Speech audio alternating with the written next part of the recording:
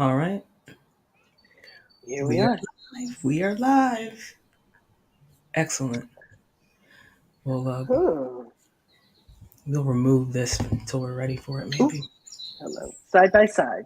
Yeah. Get our banners correct. Getting started. Getting started. Yep. Yep. Yep. Um. And you know what? I just realized why I like wearing these headphones. Like I don't have to wear these headphones. You don't really have to. But it gives me the excuse to put my hair back. I don't have to worry about it. At first I thought you got a real haircut. I'm like, lady, you cut off a lot. And then I see the little headband. I was like, oh no, okay, good. Yeah. 'Cause I No. love your hair. No. I was No. like, No. oh, she went short. Don't gotta protect this hair. It's I mean, there's a silk lining on this on these hats that I wear. ooh, that's Um, nice. to keep it from getting dry and brittle. Mm-hmm. Yeah, yeah. There's a purpose for everything. Self-care. Self-care. There's a purpose for everything. Um, yep. Snuffy G is back Full effect. in full effect this week. Last week we had a guest, Sam Milton. He sat in to talk about 5 tips of sustainability. And this week we've got Snuffy G is back from her trip Mm-hmm. to Thank you, Ireland. Sam, for sitting in. Yeah, we were in Scotland and Ireland. Scotland was a whirlwind. Mm, We only had 2 days there. Went up into the Highlands. Got to see some family homestead back in the day. My mother's family's homestead, way up there in ancient times. mm. That was nice. Lost our luggage. Ryanair lost our luggage on a 45-minute flight. Oh. That was lovely. We didn't get it for like almost close to 3 days, and I Ooh, had to go to a really? wedding. And you had to go to a So wedding. I Wow. had to go to a wedding. That was the whole point of the trip too. So it was. I've never been to so many malls on a vacation than I have on this vacation. Trying to find something. Trying to find things. It's very interesting. And That's a then change. some friends didn't have raincoats, so we had to go get raincoats because it was rainy in Scotland. But I would go back. I don't think they want to go back because of just losing the luggage. But I would Hmm. go back. You do it again. I would and spend a little bit more time there. Yeah. You weren't deterred. You know, before we got on live, we Snuffy and I we normally uh, talk shop and catch up and stuff about 30 minutes, 45 minutes prior to going live, and we talk about a bunch of different things, Trella related, personal life. She and I are really great friends, so we talk about a lot of different things. But we were talking about you know, recent news Hmm. in the U.S. And you were out of the country. Now you're back, and Yeah. you were saying that it's so different when Hmm. you get a different perspective when you were away. Can you share more about that? Sure, especially in Ireland because we spent most of the time in Ireland and we were talking to people. We made some friends, and to the point where they're like, let's meet up again," and they're like, "We're not coming to America. We're not coming to visit you. It's not safe there." And I'm like, "I get it. I wouldn't want you to put yourself into harm's way either because it's just random. There's no rhyme or reason to anything. So you can't say, "Oh, but where I am, you're fine," because that's not the case. Um, but the perspective is really different. They're like, "What is happening over there? Was it really the What's gun going violence that on?" made them say that? That and just the way that things are happening. They didn't know that some states were banning books. There's a friend of mine that I made friends with. He's the third largest bookseller in Ireland, and so we started talking about, yeah, they're beginning to ban books now. And he's like, "You've got to be kidding me." He's like, "What's going on with you guys?" And it's about women's rights and abortion and things like that. And I'm like, it's becoming. I don't know what it's becoming. I said, we're going through something. Yeah, But I we will are. tell you, it was really nice not to drive down these roads and see an American flag on the back of a pickup truck. I will say that out loud and proud. It was very nice. These people are very patriotic and they are, they stand by their country. They don't need a flag on the back of their little, like, John Deere's driving down the road. Yeah, it's a Like, passive aggressive middle yes. finger to everybody that goes by. Yeah, Yeah. because that's the thing. It's like no one's saying that you can't be proud of. Be proud of whoever you are, or Yeah. whatever nation you're a part of. Do you? But sometimes it seems like it's passively aggressively done. Yeah, and especially when you're using it for hate, and I know that's what you're using it for. So it was very nice to have a break for a week and a half, not seeing a pickup truck with American flag and some bro driving the car. A white bro driving a car. You have it in, man. Oh, yeah.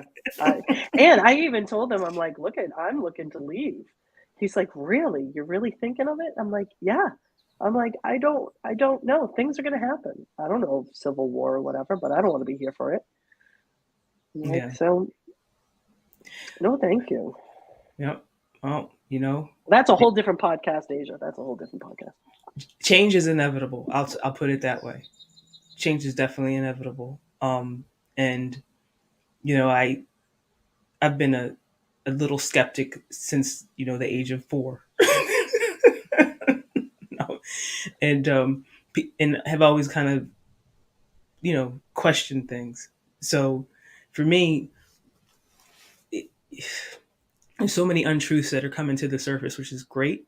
And I don't know how people are going to respond to them. I don't know what the new world will look like in 10 to 20 years. I try to just stay focused on. I don't want to say I try to just stay focused, but I try to think about, all right, what's my responsibility in this, um, Yeah. and what am I responsible for? One, using my talents. I got to do that. Make sure that I use my talents for the greater good. My family, myself, keeping myself healthy, keeping my family healthy, my friends, and my community safe as much as I possibly can.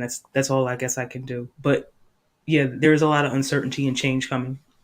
That leads to um, some people won't be happy, some people will. Yeah. Yeah, and where Yeah. to go? Those Who interesting. knows? Who knows? Yeah. But for those of you that are just joining, we've Snuffy's back from being out of the country for a bit. She had a chance to get a different perspective on how people view the U.S. right now with everything that we have going on. And people from Ireland are not even, they're not even trying to, Not trying to, even trying to come here. no, no. People are staying away. So yeah, I mean, we've to switch it up. We wanted to talk today about the feature that we had in KingsCrowd. I don't know if you can pop that up there, Snuff, Oh, yeah. Here we go. Add to stream. There it is, my friend. and I'll get rid of this. This is We what are it going to looks like at officially the get started. beginning. I'm going to put this in the chat too, if anybody wants to read it on their time.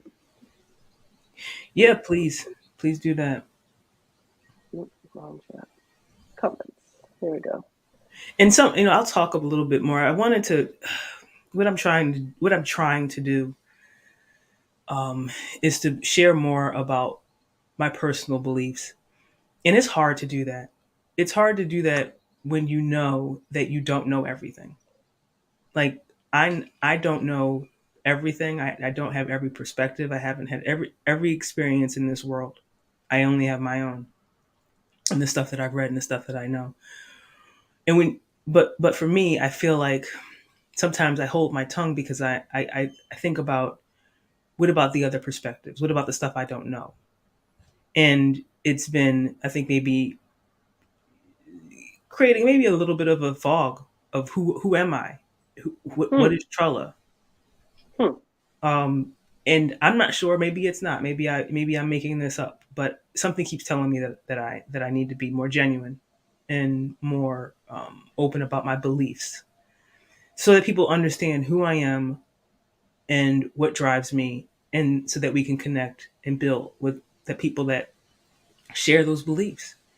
And I don't think that my beliefs are superior to anyone else's.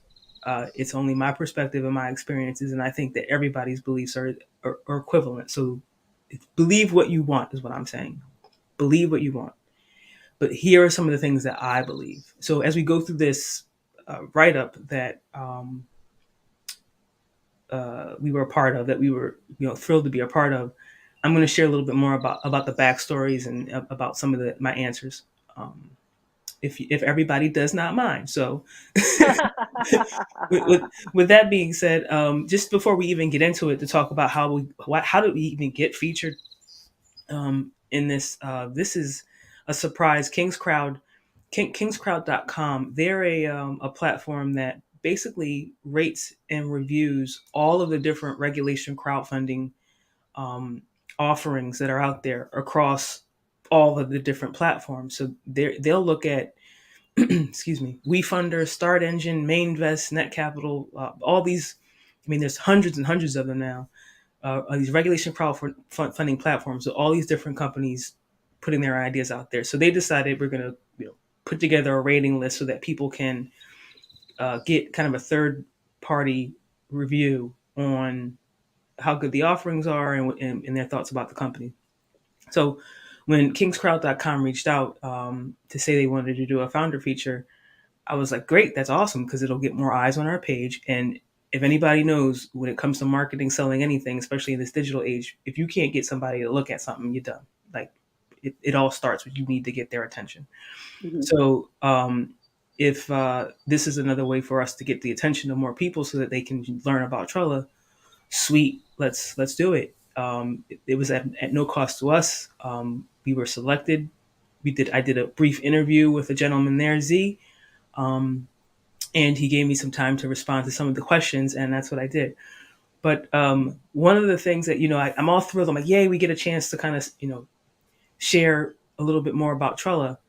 And then he sends the questions, and I'm like, I gotta respond written. Like I have to write in my answers, which for me I struggle with.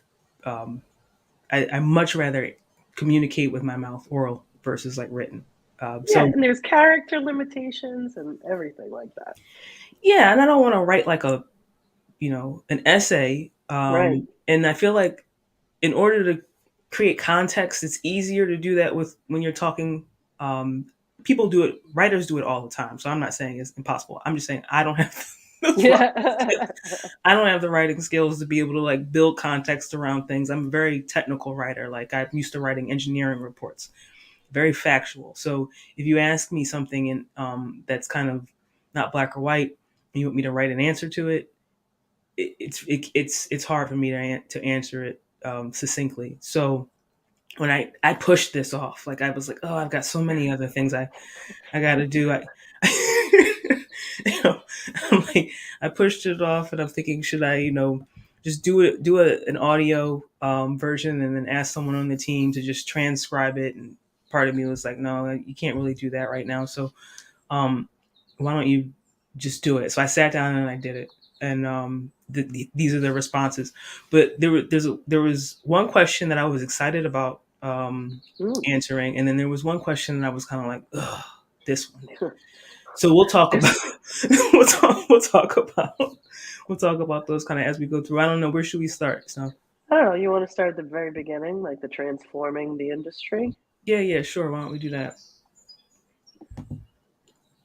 Tell us, Asia, how is Trella transforming the indoor farming industry? Yeah, can you read for the people that might Oh, not be oh, listening? you want me to read out loud? Okay. Yeah, thank you. This is my audition for Audible. Um, a recent New York Times article mentioned the following regarding the vertical farming industry. Quotes, some scientists have doubts that the industry's ability to scale and diversify given the limitations of current technology. Tomatoes take 60% more electricity to grow than lettuce, and strawberries take twice that amount, end quote. With our tech, you can grow tall fruit-bearing plants in vertical space, plus reduce light power consumption sustainably. Yeah, you know the word. We saw this coming back in 2016 and got to work.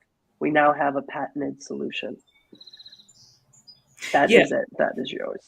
yeah. I mean, that was you know, it wasn't one. It wasn't either of the ones here. That I talked about before about the excited one or the not so excited one. I was kind of like, okay, this is a typical question that Sure. we answer, and that we can easily answer. We've been from the very beginning thinking about one of the huge pieces of the puzzles that are missing when it comes to indoor farming. In our opinion, is everything that we saw or that you see is stacked and it's small. What are we going to do about all the other things that we want to grow indoors?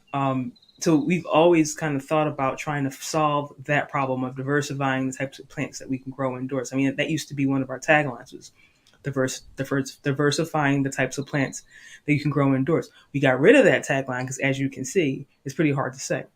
Yeah. So I have to really think about it, and it's a little too long. grow what you want where you want flows a lot easier, I think, Hmm. for us.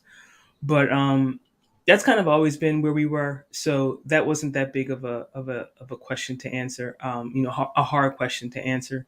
The New York Times article was really timely because it came out and kind of shown, shines a little bit of light on exactly what is it that we're talking about when we say there's types of plants that we can't do this with. And then when we do it indoors, they're so light intensive that you can't just use the same type of system. You got to rethink your LED system and your lighting systems to make sure that you're not creating these crazy operating costs that you can't sustain.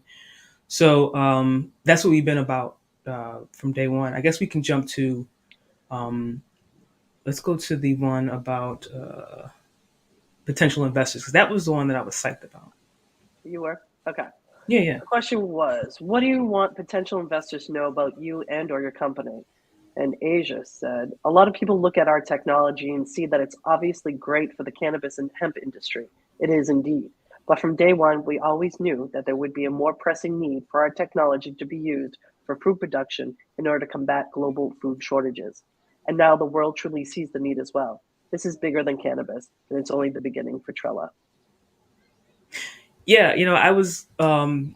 I feel like that's one thing that investors miss. That you know, not even recently, like even just from 2018 forward. And anytime we show this, we show it with cannabis, and people get stuck there. And I think Yeah, that's partially on us because we need to do a better job at showing it in different configurations. But I kind of was surprised that people couldn't see that it's a plant, which means that it can be used for all different types of plants that are fruiting or that grow, taller than 4 feet. Let's get those plants inside too, regardless of whether it's cannabis or hemp. And I think the other thing is, a lot of investors will look at our deck and they see cannabis and they go, can't touch it. Um, you're right. and I think that it's kind of been frustrating, for people to So say, what do they well, it's mean either. they can't touch it though because it can grow cannabis? I mean, it's a technology. I just don't understand how people are like, "Oh, nope, we're not going there cuz cannabis." Yeah, there's some funds, some venture capital funds that their investors stipulate that they don't want to have anything to do with the cannabis industry because it's not federally legal. And even though it's we're not selling the product cannabis, we're selling a technology, because it could be argued that the majority of our customers are selling Mm, cannabis, that we're federally tied to that. So um, once things become federally legal, I think we won't have those issues. But who's to say? I mean, that bill keeps coming up and getting like pushed yeah, aside, coming up and being pushed yeah. aside time and time again. So who's to say? And I don't know. You wish that people had a little bit more.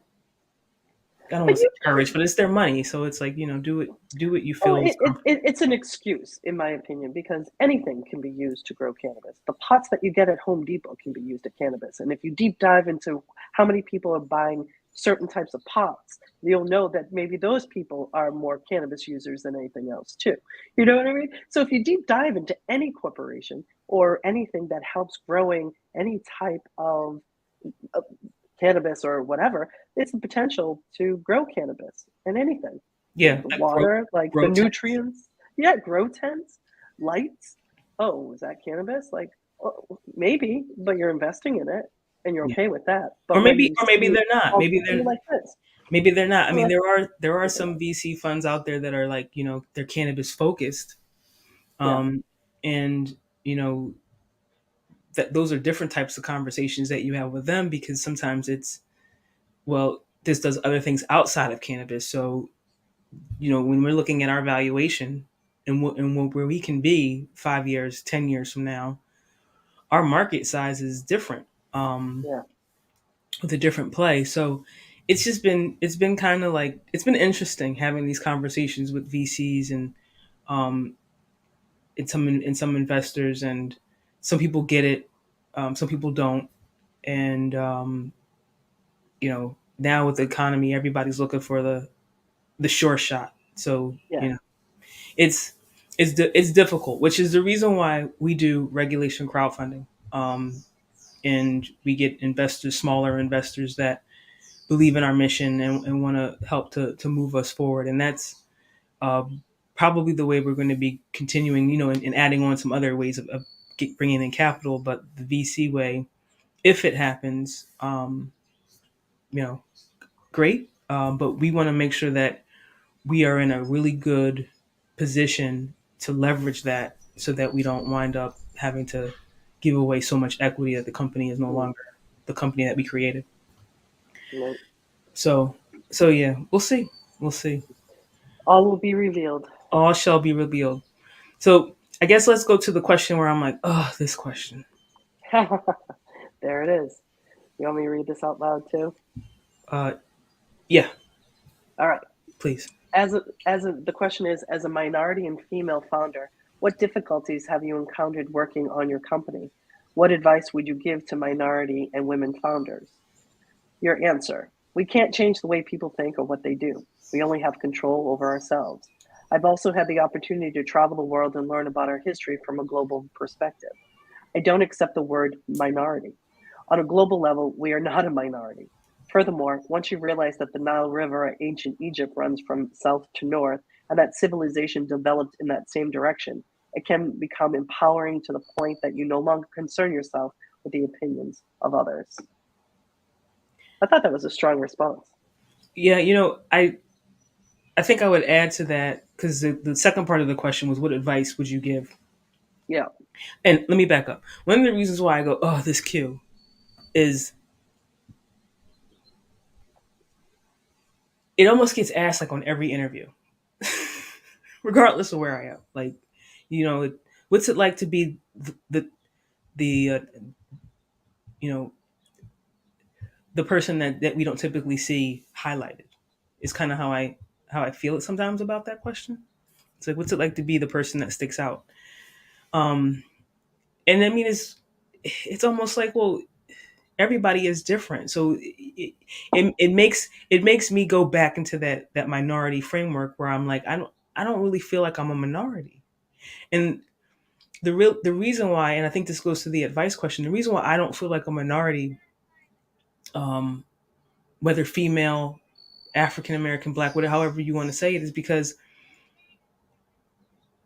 I've taken the time, I think, to learn about my history, my ancestors' history. And I want to be clear about this because I think this is where some people may not see what I'm talking about. They may lose me. When you graduate from high school, you don't know much about your history. Anybody, I don't care what quote unquote race background you are. If you went to public school in the U.S., you know a little bit about white European history, but you don't really know the whole truth. You know a very limited and distorted portion of that. So when you start growing up and you look around, you're like, hey, things aren't the way that people are saying. What's going on? So you start questioning things. You start reading. You start looking at history. And the first history you look at is kind of like, well, what's been happening currently, and then you start looking at what happened in the during the civil rights era, what happened during slavery, and you kind of wind up. This is what I did, at least. I started Hmm. going from the present and then working my way back, back, back, back, back. And when you get to civil rights, Jim Crow, Reconstruction, slavery, all of these things that you're learning, which I think you need to learn because it's good to know, they can leave you feeling depleted. They can leave you feeling victimized. They can leave you feeling disempowered and kind of low because all those constant stories of struggle and a little bit of success, but then some more struggle and a little bit of success and then some more struggle makes you go, what the heck? What the fuck am I doing? Like, Right. are we going to keep repeating this pattern? And it leaves you deflated. But what I was able to do was to go further back past U.S. Christopher Columbus time frame. Like, keep going. My advice would be if you feel like what's going on around you doesn't leave any room for you to be empowered, it might be because you don't know you're not far enough back in history to figure out what the possibilities are, were, and can be. So if you go further past Christopher Columbus and you start reading books by different authors that talk about things from a different perspective, pre-Columbus. So I'm saying pre-Rome. Keep going back.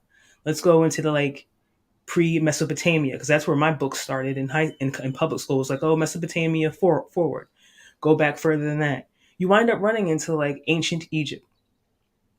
Go further back than that, you wind up running into Nubia, which is basically where Somalia, Ethiopia, that area is right now. That's where civilization started. Hmm. And it wasn't, before ancient Egypt, it was Nubia. Chemistry and chemistry is ancient chem, which is Kemetic, which is ancient Egypt. Like all of these, alchemy and chemistry and all these sciences and maths and ways of growing foods and hydrostatic systems, they were all done way, way, way thousands and thousands and thousands and thousands of years ago. And they were done by people that had melanin. So when I found out about that type of information, all of these like things that say first black lawyer, first black scientist, that's not true. That's only Yeah. true in this very small time frame on this very small continent with this very, Limited history. limited history.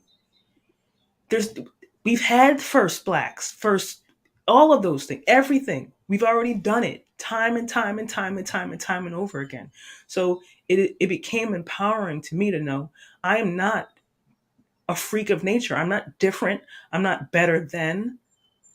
I just am. Mhm. I just am. I'm just being myself. And there are lots of other people that have great, genius, intelligent ideas that came before me with melanin, that are here with me with melanin, and that will be here after us with melanin. So that this question of like being a minority, it used to bother me.